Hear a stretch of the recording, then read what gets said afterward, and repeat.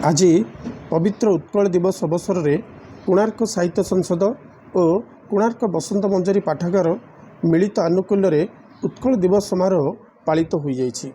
उत्कल दिवस पालन अवसर में कोणार्क सूर्य मंदिर सम्मुखରୁ एक ओडिया भाषा सुरक्षा सचेतनता शोभायात्रा कोणार्क बजार परिक्रमा करिथिला।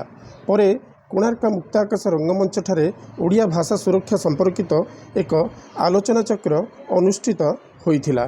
एही अवसर में मेधावी और कृति छात्र छात्री माननकु पुरस्कृत करा जाइथिला। एही समारोह रे बहु संख्यार स्थानीय अंचलर छात्र छात्री समेत बुद्धिजीवी माने जोग देइथिले। कोणार्क साहित्य संसद संपादक रवींद्रनाथ बाहिनीपति, सभापति त्रिविक्रम रामकृष्ण महापात्र और समाजसेवी रामकृष्ण महांती कार्यक्रम परिचालना करथिले।